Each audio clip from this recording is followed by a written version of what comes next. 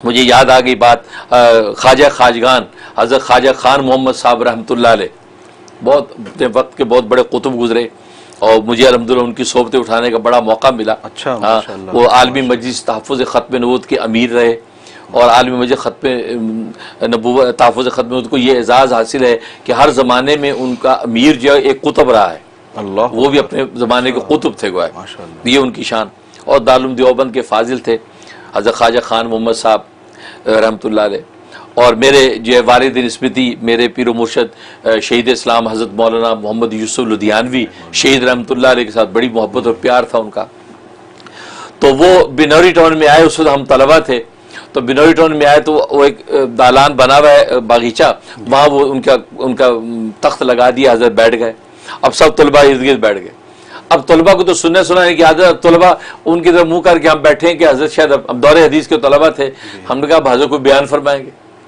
अब वो हज़रत जो तख्त पे बैठे हैं और हज़रत यूं सर झुकाया हुआ है। अच्छा, सर गौ तकिया पड़ा है और आधी पालती मार के बैठे और सर झुकाया, खामोश।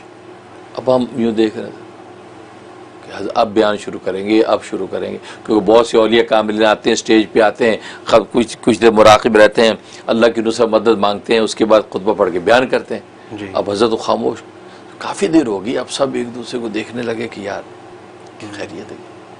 अब हज़रत ने सर उठाया, सारे मजमे को देखा, क्या फरमाया?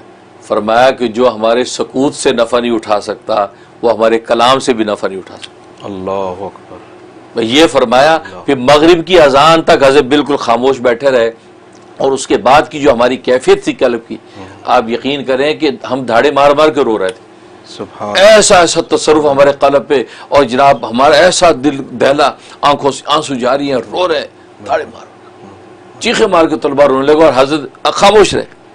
उस चीख पुकार पे भी खामोश हैं, आवाजारी पे खामोश हैं और हम अल्लाह से दुआएं मांग रहे हैं। और हज़रत मगरिब की अजान हुई है तो हज़रत ने सर उठाया और मुस्कराए और अपने जो नमाज के लिए उठे, तो हम फिर उठ गए लेके।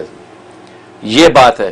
तो असल में पीरो मुर्शिद जब खामोश बैठा आपको पता ही नहीं है कि वो क्या ले रहा है, इसलिए कि जब वो अनवारे इलाही उसके ऊपर बारिश बरसती है तो बारिश जिस जगह पे बरसती छींटे इधर पड़ते हैं ना, तो जो पास बैठे हुए इस नियत से बैठ जाएं तो वो पीरो मुर्शिद की खामोशी से वो पा जाते हैं जो कलामों में नहीं मिलता। माशाअल्लाह।